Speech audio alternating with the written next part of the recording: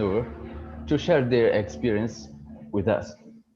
So we may have already seen some of them in some seminar, but here we have the opportunity also to ask them questions at the end. And also, yeah, I would like to remember those who are following us on YouTube that you can, if you have any questions or something, just write it on the chat so you can get it from there. Yeah, so let me introduce myself. I'm Tainan Santana from Brazil, and I'm an economics and management student at Sofia University, which hosts us today for our broadcasts. So normally at Sofia, we're all together as far as the pandemic allows us in the same classroom. But today we thought that it would be good for us if each of us had his own PC in front of him so he can follow our event even more closer. Yeah. So I'd also like to greet everyone who's here with us. Students of Sofia University, members of Economy of Communion, Economia Francesco, and yeah, everyone who also have heard of us of end of this webinar through social media and so on. So now I would like to give the floor to Professor Benedetto Gui, who's a professor at Sofia University and also a member of Economy of Communion, and he'll tell us something about this idea and how it was born. Please, Professor. Thank you. Hi, everybody. This series of webinars on economy of community at work will present us 4 enterprises that try to bring into daily practice the basic logic of economy of communion that is summarized by that demanding word, communion. What does it mean? First of all, it means not just me, but me among and with others. Secondly, certainly it calls for justice, equality of dignity, equality of access to the goods that are needed for human flourishing, with a special focus on those who have the greatest needs. Thirdly, it means this is important for us freedom, as coercion alone cannot bring humans closer to each other. However, there remains another step beyond equalizing, redistributing goods and opportunities, and this step is fraternity. Without fraternity, the barriers, the separation that keep us apart cannot be overcome. The businesses that we will encounter, one will be next, are diverse, not only as to the field of activity, their organization, size, etc., but also as to the seeds of communion that they have been able to develop. So altogether, certainly these 4 cases, stories, but also all the remaining hundreds of businesses that operate around the world within the initiative Economy of Communion, I said altogether can give us an idea of economy of communion in freedom, that economy of communion in freedom that we aim for. I said we aim for, but we are unable to imagine it completely. Also because it cannot be developed, it cannot be shaped without all the others, people, initiatives, groups who are also committed to work for a better world. Now, a few words about Sofia University that hosts this seminar.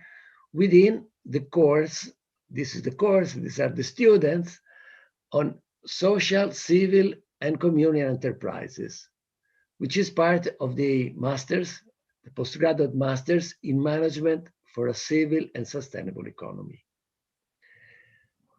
Sofia shares with the economy of communion the same root. It is an evangelical spirituality of unity in diversity. And then you can imagine the challenge, which is to find the ways of bringing this high ideal down to practice, to good practices within the constraints of business life, but similarly also within the constraints of social life, of political life, and so on. And Sofia also offers postgraduate master's courses and doctorates in other disciplines: political sciences, education, intercultural communication, theology, and philosophy. And now let us listen together to the voice of facts.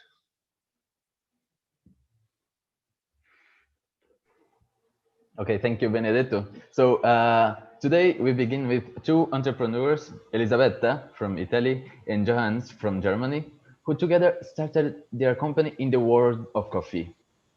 They're married and currently they live in Mannheim. Let me know if I'm pronouncing it well. Germany, where the company is located. So thank you very much for joining us today and welcome. Thank you. Yeah, if you'd like to share with us something about yourselves. Yeah, and thank you very much for the invitation. I think I speak for both of us when I say it's really a pleasure to start this conversation where we want to explain a bit about our company and after listen to all your questions. As you said, we started a coffee company, a coffee roasting company in 2016. And we have a main focus. So we started with this idea.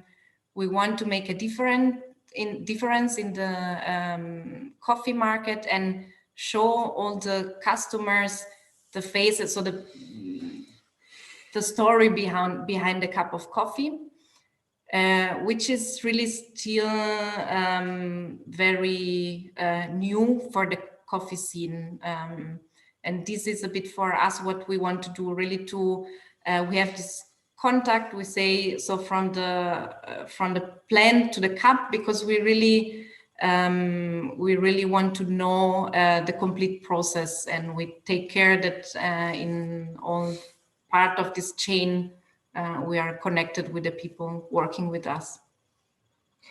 So, and when we started to think like, how can we make this spirit of communication very visible, one of the key ideas was that we want to name the coffee after the farmer. So the coffee farmer, usually in the coffee business, is not very visible, and use the little space that we have on the back of coffee to communicate a little bit about his reality, and use this to create a relationship. Obviously, then also we realized other formats, like inviting the farmers to our coffee roastery to speak directly to the final customer, which for some coffee farmers was the first time ever they saw where actually the final product of their work is being sold and served. So yeah, in a nutshell, that was the starting point of our business. Nice, nice. Thank you very much. So we've heard that at the beginning there was what we call the coffee project, as well as Starkmacher, which helped you to get started and to make some contact with the producer. So how was that? So actually, both me and Johannes, that is also where we got to know each other. We worked with an NGO for some years, and there we got to know also this project work where we just wrote and managed European projects. It was for us, I think, a very nice learning experience, and from that time we learned also a lot about our managing skills, which now are of course very useful to manage the company, and it opened us to this idea. So I think for all those that have anyhow an opportunity to work with people from different parts of the world, of course Sofia is just a perfect expression of this. it's just, it opens a bit your heart also to this idea of sharing, for example, or showing the producer and showing another culture, because it's just enriching for all the people, so the customer.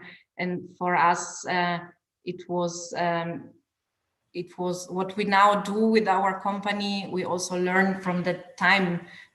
We learned something really, also this this power of community, also with how Benedetto said, this me with the others. For me, it's such a natural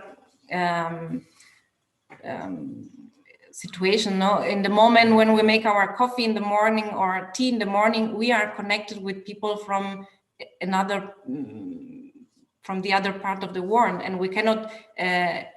It's really the beauty of modern time. Any of us is just connected with the other part of the world, and it's important to show it. Then also I would say a key experience that we had there was an entrepreneurial one. Is like, if you have an idea and you're able to propose the idea to someone who has the funds to realize it, and then after you're able to carry out your project. So it's a very different world from the business world in a lot of aspects, but the key experience is, if you have good ideas, go find people that help fund it, help realize it, build up a team, carry it out. And that is really, I think, a key experience that we also took from this project world, and something that didn't really change after that. Yeah. Wow. Also, I think this kind of projects or situation, they are just very important also for someone who doesn't still have a clear idea, maybe this wish of starting a business, but not yet, let's say, the final idea. I think could really be a very useful opportunity. You just open yourself to many situations, and then it could be that you just find the one thing where you think, okay, there, that is mine. There I can make a difference, that I want to do for my life. And after that, it comes the moment where, I think in the moment when you found out, okay, this is mine, then you have to focus 100% on that. It was also for us the moment where we just realized we started our company, and then I left the project work, because it was clear. So starting a company, it's not a game. It just requires, in the beginning, just all your energy. And so there you are then focused, and you are happy you found your path, and then you put 100% there. That is also what we learned, that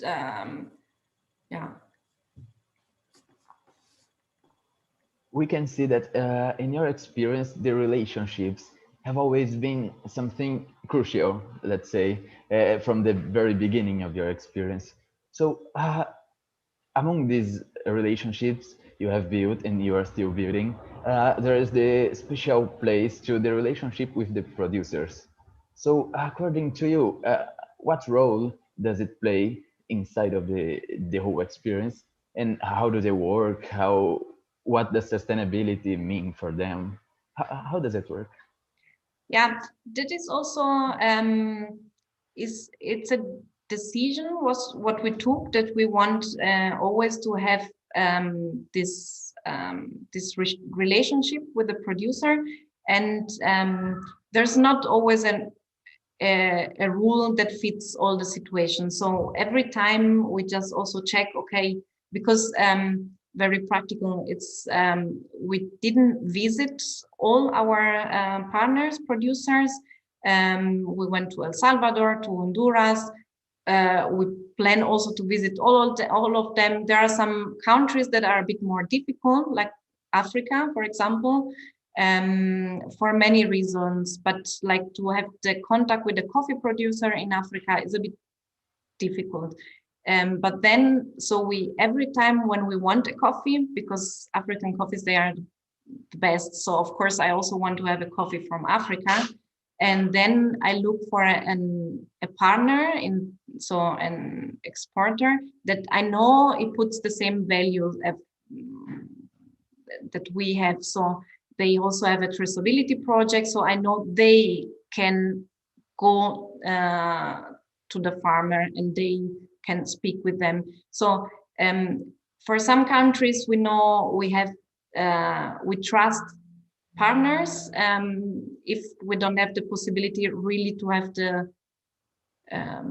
direct contact with the farmer.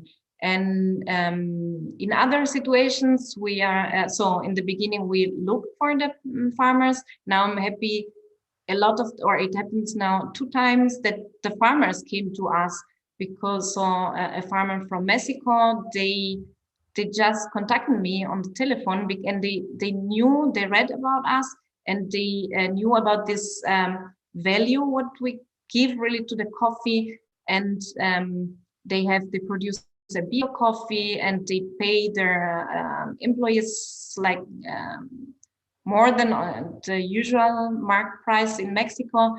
And of course, then their coffee is, it costs a bit more. So it's not that they always find open doors also here in Europe, so in the roasteries, but they look for me because they know I give this, I know what is behind this price.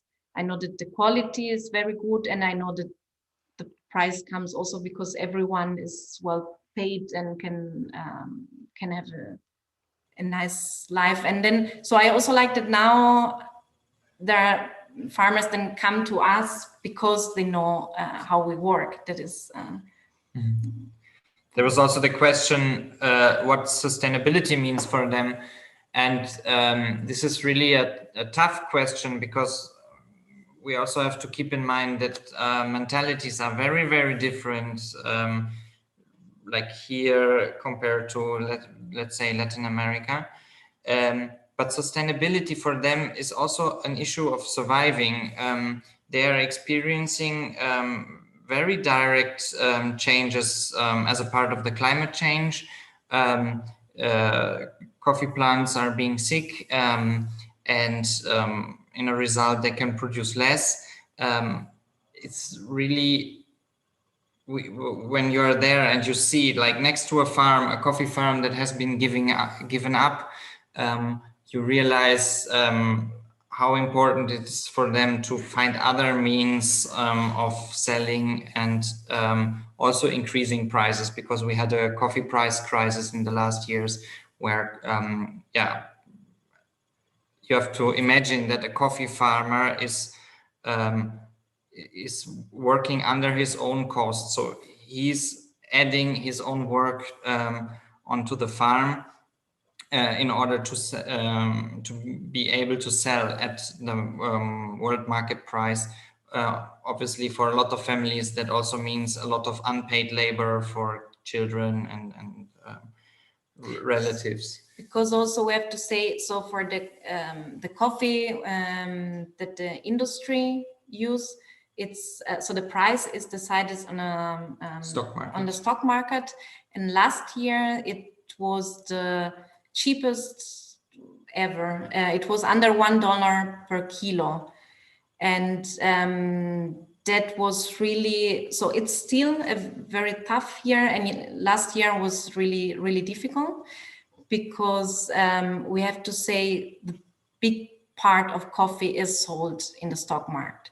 And even though now there's really a growing community, like small roastery, what we do is called a micro roastery. We produce more or less 10 tons per year. But yeah, the big part is still the stock market. And what we do, it's really an incredible difference in price, what we pay per kilo, because we know what is behind, and this $1 per kilo. So we pay 10 times more. But we ask for high quality is very important. Yeah. And the point is, farmers are happy to also do their work when they know that they can live with it. Yeah, I can imagine also that being a company that is concerned about the environmental problems and sustainability brings along also once in a while some, or maybe even more often than that, some decisions in which you have to choose between the cheapest product and the more sustainable one. So we can see that there is some value that guides you in these moments, right? But then when it comes to the price, of course, you pay more for the coffee and for all the raw materials. So when you have to sell it, you do it at a higher price. So at the end, what can we do to make the customers aware of your own way of producing and to make them be willing to pay more for your product? How do you manage that? I would say also here a key part is like keeping the relationship not only with the farmer but also with the customer, and really investing into the relationship there, because it's all about communication, but not communication in a shallow marketing way. You have to have customers that believe in the same things that you are believing in, and in a certain way you could say that we are also in a luxury market, so coffee is not necessary for surviving, so it's a good for you it is. So what we have to communicate here is also like, if you have a luxury product that you use for your having a good time, for your consumption, please consider the impacts and communicate about it. And we really experience a lot of times that we have established a good way, a good level of communication also with the customers, and they're happy about our project. And nevertheless, we also know that this is really a part where, as a company, communicating with your customers is one of the key elements, and you can always do it better. I think for what we are and how we were coming to this point, we are good, but we see so many opportunities to improve the communication with our customers. We learned also that communication is a really important part of managing the company. In the beginning, I think, and it's also okay, and it's normal, you focus a lot about the product, and you put a lot of effort and time in the production. At a certain point, you realize just communicating in the right way is at the same level of for having a good product. So it's really important. If you have the best product and you're lacking in good communication, then you also don't win, you don't reach your potential customer. I think that was also a lesson learned from these years, from being very focused on the product. And of course, it's good to, so we had always this wish of high quality and producing well, but also learn, you have to communicate it. Otherwise, no one knows it. Yeah. And really here we can also make back the connection to what Benedetto Gui said at the beginning, that it's all within the constraints of business life. So when you have a company that is starting and growing, you experience very much the limited resources that you have, the time, the money, the knowledge of doing all the various things that in this company you could improve, and you have to choose well which battles you want to fight in the next period and where you want to invest. And so it's really that this, it seems like one of the key questions, balance of interest, relationship with farmers, relationship with customers, managing the price, seeing what works, what doesn't work, investing into communication is really, yeah, it's really everyday struggle of an entrepreneur to balance these kind of things. Yeah, we can imagine that as well. And then, as you have said, maybe there are many techniques which help us to communicate well and also to manage all these things. But also we can imagine that in the day-to-day life, we learn a lot also from others' experiences. And by the way, last year we have heard that you have experienced a merger with another company, I think with the focus on e-commerce. And then you have gone from being, from having 3 employees, you two plus another one, and then uh, to being a company with 15 employees. So what implication does this change have on the managerial life and also on the day-to-day activities? So and how does that connect also with your economy of communion orientation, let's say? So the first thing is we also the number of people working with us was fluctuating a bit. So it was not only 3, but sometimes also a bit more. But you have a company in that size where you can easily overview every detail of what is happening.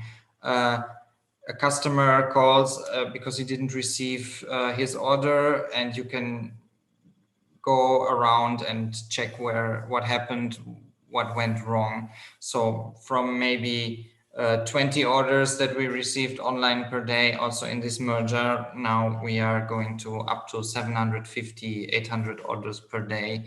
And a big change happens because other than being a professional in a small company, there's a need for becoming a manager, thinking about processes, thinking about the flow of information, how to regulate, a lot of business processes that happen in your company. And we experienced that as a very big personal growth also, where we understood that it's a challenge for us as entrepreneurs, and demands us to change also the way how we look at ourselves as professionals.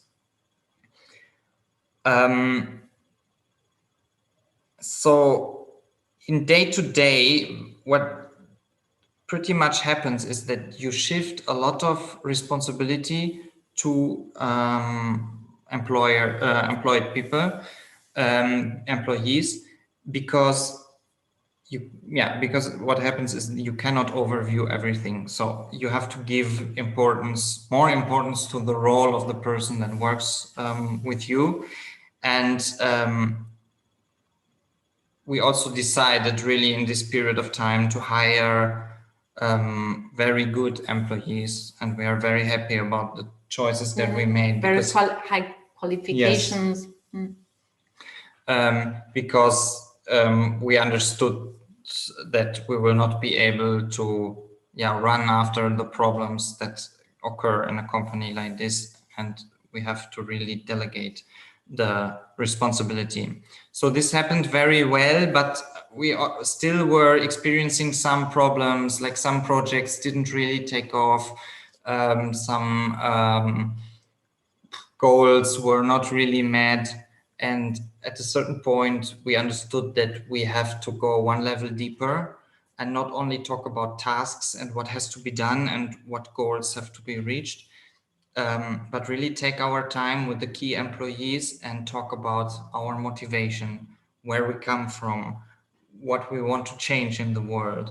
And that was really a moment when we set up a series of meetings, and we took a lot of time with these key employees, and also to talk about economy of communion, because until point. Also I didn't say we are 3 partners. It's me, Johannes, and Michael. And Michael is not here now because he's in parenting leave. How is it called? Parenting leaving. And we all have this background of the economy of communion, but not our employees. And so we saw that it was January this year. We took really some time also to explain this background and why we start. So really go deep in the why we have this AGÁTA, because the how it was already there, also the commitment, but really go deep in this why. Yeah. And for an employee, I think it's very important to understand the difference, whether you just, I don't know, use the story of a farmer because it's nice for marketing, or because you believe in the power of relations and say this is the core of our value. And if we don't get these relations right, then something's going wrong in this company.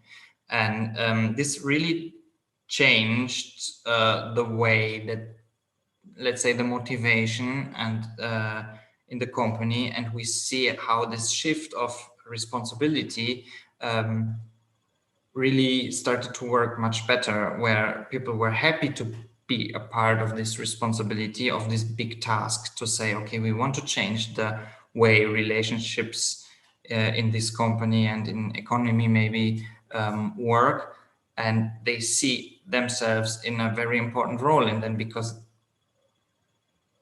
that changes what they can achieve.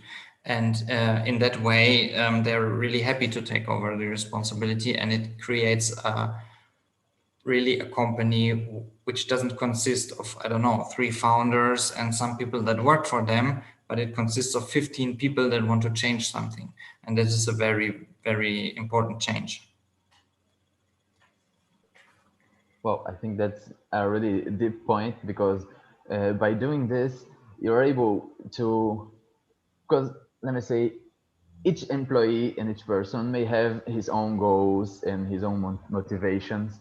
So when you give up part of the control you as a manager have, in order for be able to, in order to be able to manage everything and to catch everything. So at some point, there is a matter of trust as well. You have to trust your employees. And if you have different, of course, everyone has a different background, but I mean, if you have different motivations and goals, it becomes way harder to manage. So I think by sharing the deepest motivation, as well as sharing your orientation as a company that shares about economy of communion philosophy, let's say, it's really a great way, helping hand that's helping you to carry on also under this aspect. Yeah. So yeah, when it comes to hiring people, hiring staff, and what criteria do you use, or what do you take into account, since we are talking about employees?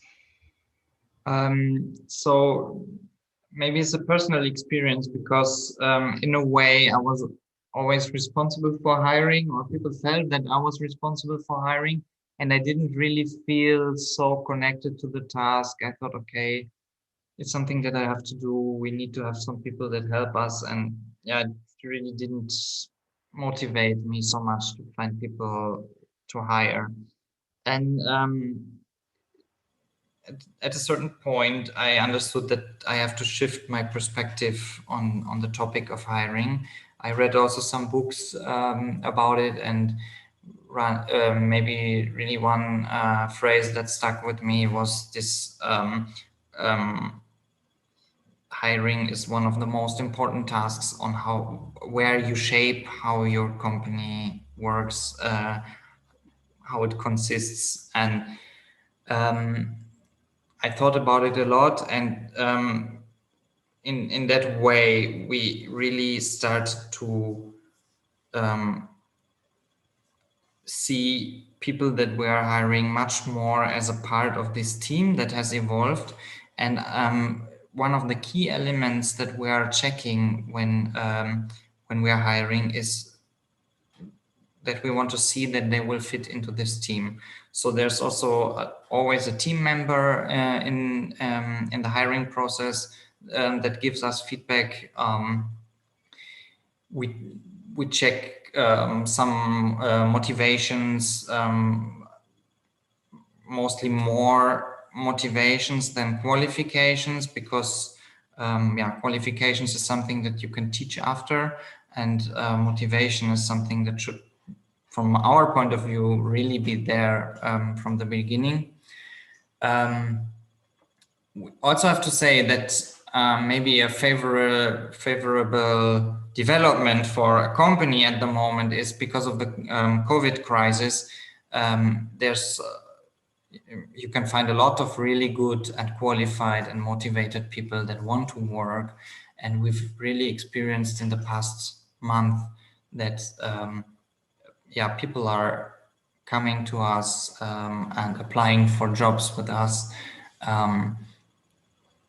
and it's something I would say really important to see, that you're an attractive company for people that are looking for jobs. It's not just getting a job done and earn some money, but it's being part of a team that wants to change something. And at the moment, we are really happy that so many motivated people come here and want to work with us. And we're trying to give them the best opportunities to also develop themselves, have really good projects, and offer them something that is much more than just money and a place to spend their working time.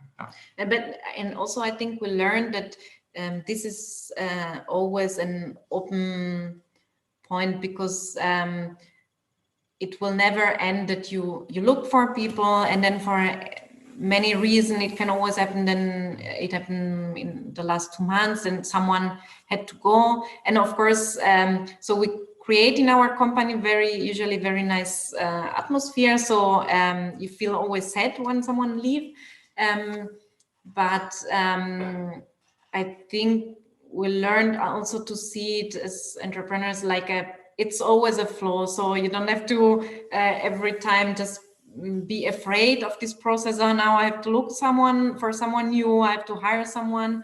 I think that it will never end. It's a continuous process. Yeah, you can be very happy and you find a perfect team, someone will always go and you're again, but it shouldn't be scary.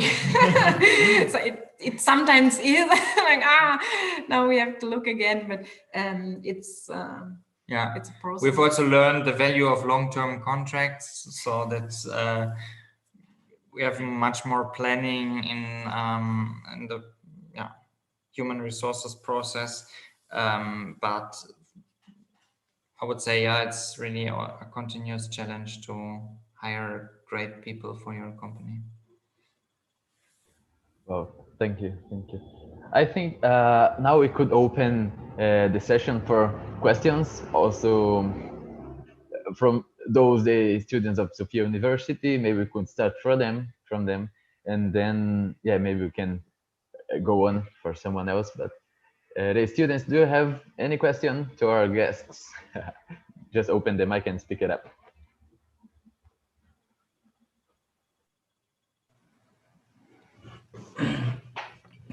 Okay. We thank you very much. We thank Elisabetta and Roti for the presentation. It was very interesting, but I have some few questions that we have to clarify more on it. As an entrepreneur that you are, there is a saying in economics that man is full of risks. So what are some of these difficulties that you as entrepreneurs face on daily basis in your production activities, and some of the solutions that you put in place so as to solve these difficulties? I'm sorry, I did not 100% understand the question. Can you please read it out again? Which difficulties?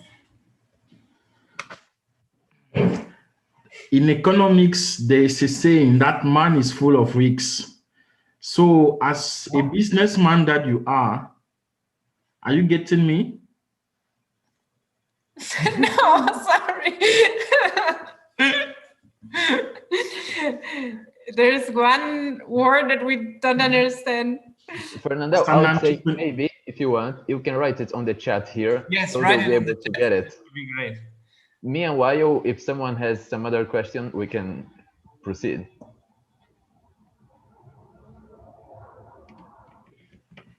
We can also wait a short moment. May I say something? I'm Simona. I'm from Italy. I'm a PhD student here in economics and management. And I had the opportunity to work 20 years in a manufacturing company and here in Lopiano. So I really understand how challenges is your job from all point of view. So thank you for your daily effort to build a new economy. And it was very nice also to read your business plan. I tried to understand. I studied German at university, so I tried to manage it. And thank you for sharing, of course. And the subject of my research deals with purpose. There is a lot of talk nowadays on purpose of business, and I thought that your experience, for example, is a good example of what in economy of communion we can in some way put together the standard business model and social business values. No? So it's very, very important. Maybe you know that nowadays also it's very there's very high demand for accountability, and because can you imagine a lot of greenwashing, for example? There are a lot of companies that states a lot of high objectives, high values, but in reality they don't so. And so customers are also more and more demanding about accountability. Just a word if you want to share how you succeed.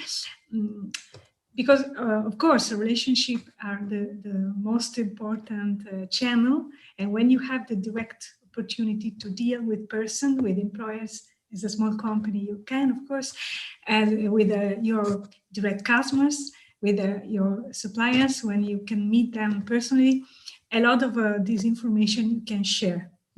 But there are a lot of stakeholders that you can't share directly. So it's I imagine, I think. It's very important to reporting, social reporting, environmental reporting to, okay, just an opinion, a word, if you can share with us. Yes. Thank you. Thanks for the question. So reporting is really something that we have now on our list, and a topic that maybe fell a bit short in the last years because we were a very small company and we had this very personal relationship. And we understand now that we are scaling up, that we have to find new ways of this communication. I read a very good book about this topic, and he suggested that one of the first positions that you should set up is the job of a sustainability manager that does this kind of reporting. And this is at the moment we are also looking for a sustainability manager that will do this kind of reporting for us in the future and also manage the relationship with suppliers, especially now, let's say in the field of coffee. We have a lot of transparency, but now that we had this merger and we also have more traditional business, we really come to a point where we have to see that there are a lot of challenges to overcome, and we have to really identify the steps that we want to make and that we want to communicate. And yeah, from our point of view, it's really a specific job position that has to be set up in a sustainable company. That is my point of view. Yours? Yeah, for me also it goes back again to this topic about marketing or communication. Also, if you put a lot of effort in the transparency or how you work behind the scenes, then it's important to make the step forward and also to show it to the customers. Otherwise, it doesn't help if you put so much effort in like knowing your producers and at the end you don't show it very transparently on your website, for example. And that is also what we said, where we still have to improve, because in the last weeks we received some feedback and said, yeah, you also have some claims, but at least communicate better. Like, what do you do for these claims? And it's really, it's a topic that we are working on at the moment, and it's really important. Full stop. Now, if I read the questions before, what was, let's say, about the daily challenges of an entrepreneur and what do you do? Maybe we can say one, each one of us can say one. I think for me, one top, there are many, I just say one. It's always also to look for the balance. I think as a person, I love my work. I'm lucky enough to say that I found really what makes me happy with the coffee topic. But we have a family, and it's also important to find a balance. So the work-life balance, and also that is something I think it's important to learn, because in the beginning or when you start a company, you put 100% of your energy, and I'm sure you can do it for some years, and at a certain point also come the time where you have to say, no, I really need also time to rest and to find my own balance, even though I love my job. So for me it's I'm happy when even after dinner I can still let me just check still something or answer emails, and you have to say no. It's also important to rest. And you are right that there are so many challenges and so many difficulties, and maybe at certain points you may also feel overwhelmed, or even stressed to answer all those difficulties and overcome them. I would say a key lesson that we learned is this called Iterative Design process, where you are really choosing priorities and then changing, do a lot of steps of small changes. So don't try to reinvent something from the ground up. Maybe for people that are a bit perfectionists, this is really difficult, but try to find a better solution, and then look how the situation changes, and then again try to find a better solution. Really something that is, let's say, on an organizational perspective, one of the foundations of our companies. And now I have to think, a good friend of us from Kenya, Kevin, just during a project, and he told us something that it comes every time back, and it's, you cross the bridge when you get there. And sometimes when we are in so crazy situation and maybe you feel like you can panic, and when we have to think about Kevin, and you cross the bridge when you get there. So it's really stuck with us. It was also an Economy of Communion meeting there in Kenya where we met, and we really still say to each other when we don't worry too much about the future, to keep up with the challenges that you have today, solve them. You will find solutions for a lot of problems, and Yeah, I have another question. It might seem a bit very funny, but I want to know the first question that will lead us to the main one, how do you get your raw materials? The main raw material, which is coffee, how do you get it? Who is your main supplier? Different. So we have coffees from many countries now. Honduras, we have a very nice project. It was the first project there, I think, Rio Colorado. We visit them. El Salvador, we also have a very good partnership with Fernando. We visit him, and he was also here in AGÁTA. And then now we have Mexico, Peru.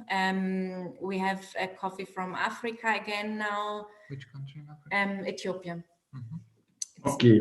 And all these countries that you have cited, you know that there are different varieties of coffees that exist in the market.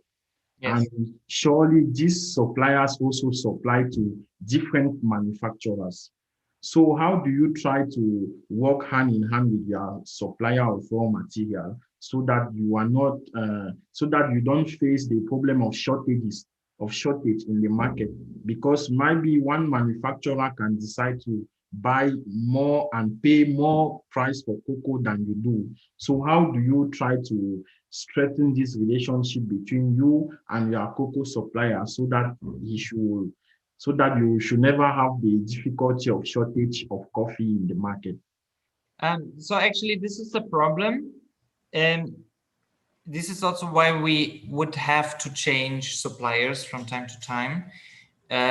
Usually you can have long-term contracts. You can say, I need this amount for the next year, but a lot of things can happen. For example, the quality of the harvest next year is not what we are expecting, or the farmer decides to grow different varieties, or the farmer decides to sell through to a different continent even. For example, Europe's also in concurrence with North America, which is a large market. So it is possible that you're working with a farmer and at a certain point, the product is no more available to you. There's a set of business decisions. We also cope with that by being transparent to the customer and saying, okay, it's a seasonal product, it's a limited product. Especially in the highest qualities, you have very limited amounts of coffee. Yeah, we have to communicate that. Sometimes customers will be sad because their favorite coffee is no longer available. But they know that a better one will come. Yes. It's there are things to discover, and it's really a part of the game. So we're not trying to convince people that the coffee is always the same, but it's not. It changes. It's a natural product. Depends on the weather, the wind conditions, the sunshine, whatever. So it's not always the same. And a lot of big brands try to convince the customer that it's always the same. But in reality, it's not. It even depends on the time of the year, and it can come from very different continents even. But it's in the same bag. What we do is, yeah, we communicate the changes that are happening and making the process transparent, and we have to live with the fact that suppliers can change. Yeah.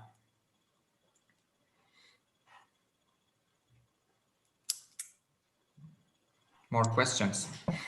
Okay, I have. Go, please. Okay. Ciao, everyone.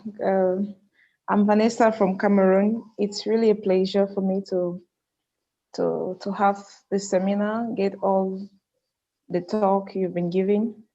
But I have a question. Since we've been talking, I've not heard about the competitors. Given that you hold to social values in your company, it's definite that you also have competitors. So my question is to know what strategies do you use to face the competition in the market with other brands that also produce similar products as you do? That's your question. Yeah. Let's say, so we explained a bit how the coffee sector is. There are some big players. Also some famous names in Italy, in Germany. There are also some famous names, and then there's this growing community of so-called specialty roasteries, where is also our market, and we are a very so niche. It's a niche market. It's a niche market.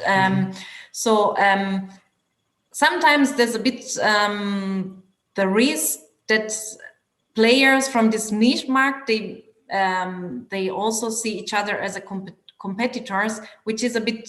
It's really bad because actually our competitors are not other quality producer. Actually, we should more and more be together against these big players.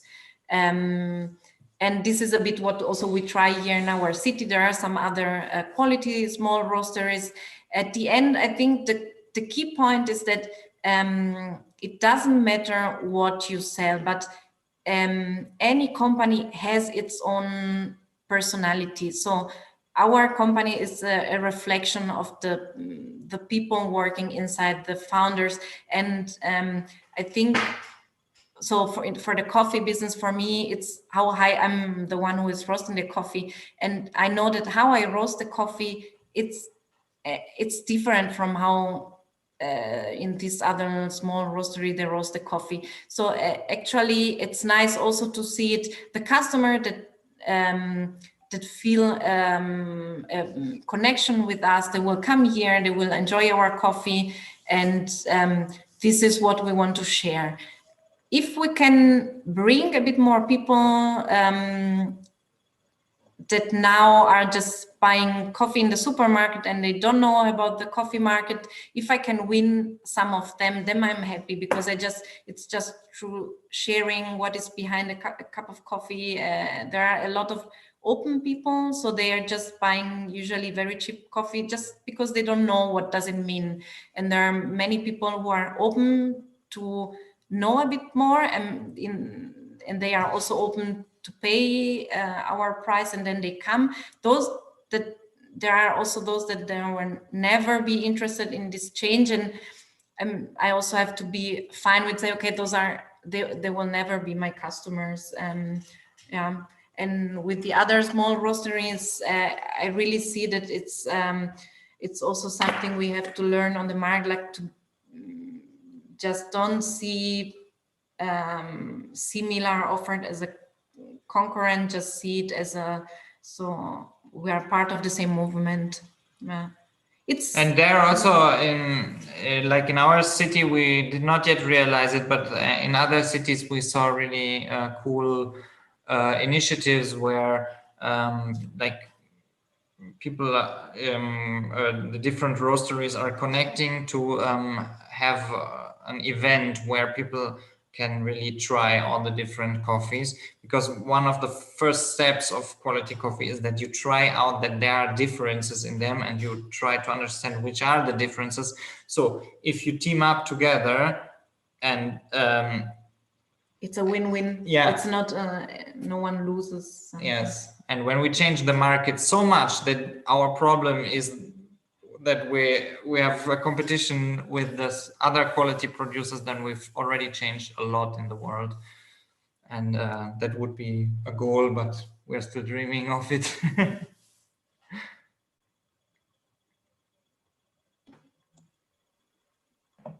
Thank you.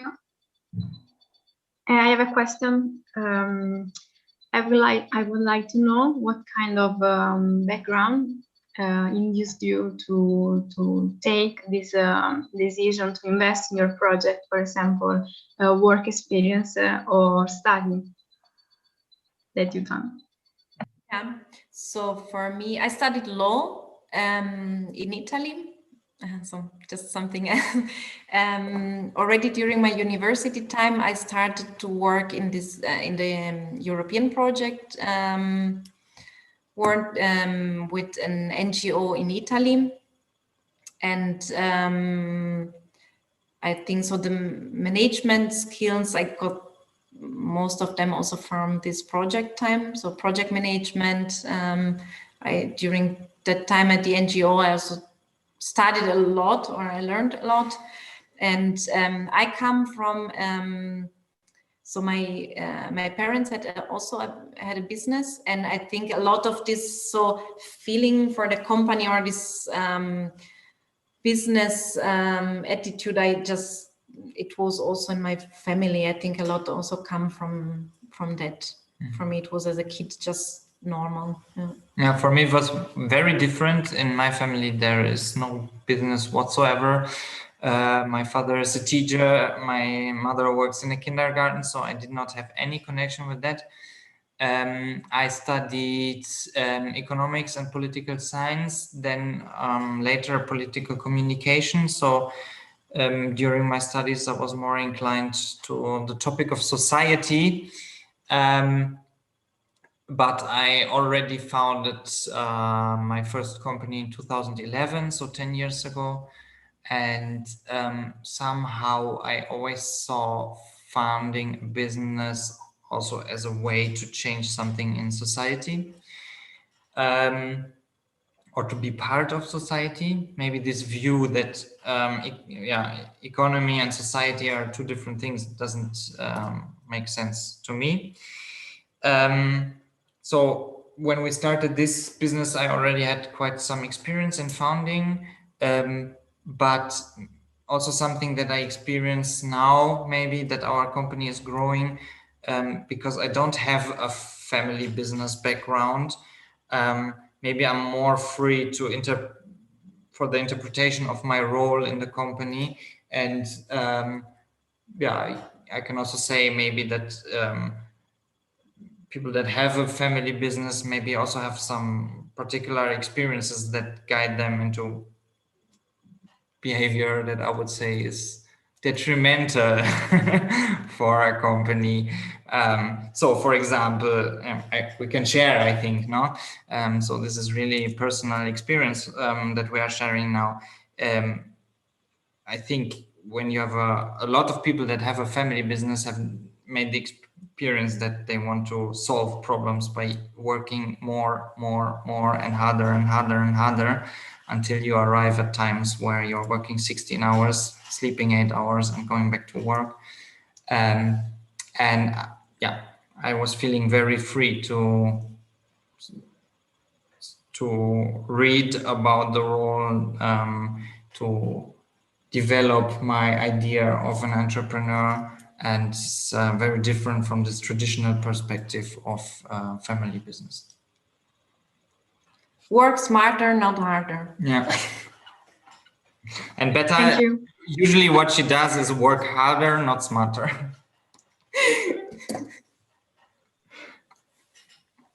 Thank you. Please. Thank you for sharing your experience. It's one of the unique experience for me. But I have a questions related to the present situations with the spread of coronavirus, and a lot of entrepreneurs have many problems, maybe related to threaten their existence in the market. So my question is, did you compile to take a decision that maybe you will see it against the principle of community of communion? So we had to really take also some tough decisions from. Do you want to add something? Yeah. Okay. Maybe related to release your employee, maybe reduce their payment, maybe I don't know. These issues like that. Yes. So there are parts of our company that are really struck hard. So for example, the gastronomy of the Rösterei and the coffee shop is closed. It was closed in March and April, and is also closed now since November. Yeah. And there's also a shop that we have, which is also closed at the moment. So there is this experience that for some people in this company, actually there is no work. I would say, fortunately, there's this instrument in Germany. It's called Kurzarbeit, something like short labor, where you can leave employee at home, and he will receive 60% of the salary from the state. So you can say, okay, that's great. We are very flexible. We can keep those people employed. But if you have a family and a life, a rent to pay, all these things, 60% of your salary is not really helping you, because you have to pay stuff, and it can really give you a hard time. So what we are doing in this situation is, like, fortunately, we have also the e-commerce part of the business, which is running very well at the moment, or even better than before, because people have to order their stuff online. So this really enabled us to support these employees. So in a way, it's not really contrary to our beliefs, but yes, we have to struggle to say, okay, there is no work for everyone at the moment, and we're supporting you. It's tough. It's, what else can you say? It's you have to really also there, you're at the balance of interests. Some people also, some employees that worked in the shop now work in the office. So that was a bit easier, but yeah, if you're a barista and the coffee shop is closed for 2 months, what can you do? What was really important, I would say, also in this period, is understand the needs of each employee, talk to them, talk about also the difficulties, and then see how you can support each one of them individually, but still regarding the fairness. Being fair, yeah. So I would say that a company in a more difficult situation than ours would have, or companies are having really, really hard times at the moment. We really have to take this into consideration. For us, I think we are so happy that the worst part of it didn't strike us, but there are so many entrepreneurs that are really, really having a hard time at the moment. And maybe the second part of these questions, please. May you please repeat it? A second part of these questions will be how your company, or as an entrepreneur, sees that we can prepare ourselves for in future for sure in such a critical situation. I didn't really get it. Also, how did you see the entrepreneur made the planning for the incoming futures to receive such unusual situations like coronavirus? I think it's of course something new and challenging. I think what we learned is it's required much more flexibility than it was before. For us, it's also now, we don't have any idea. So in Germany, we don't have clear information when this lockdown will end. And we don't really, so we have to plan day per day without knowing actually, okay, when will this lockdown end so that customers can enter the doors. And I think we learned that it's much more flexibility required as were used before. Yes. Also, because some of you guys looked at our business plan, we wrote the business plan in the mostly like between February and April of last year. So when really the first wave of coronavirus struck, And there are parts of the business plan that are still valid and which still guide us, but then other parts of the business plan are just yeah, you have to throw them away and have to think, okay, all the sales in those parts that are closed, yeah, we don't make sales that there. Great, great, everyone. So our time is practically is up. So what's a pity, because we could stay here all day long talking about those situations. But yeah, I think it's time for us to greet each other. And yeah, also if someone else has any question, I think Elisabetta and Johannes would be available to receive them by email, or maybe we can collect them later. And then yes, Uh, so please excuse me. Mr. Rizzo, you said something here that was a bit very pertinent. I have to make you to understand that the most successful business tycoons did not don't come from a business family background. So you don't have to, you will not minimize you cannot reduce yourself to the fact, since you are not from a family business background, you think that you cannot make it. If you look at the richest business tycoons, even Amazon, all those people involved in business activities, they are not from a business background. So what I can just say is to encourage you in the business and hoping that your long-term goals will be achieved in the nearest future. Thank you very Thank much. you. great, great. So guys, again, Elisabetta and Johannes, thank you really much for having been here with us. And It was a pleasure.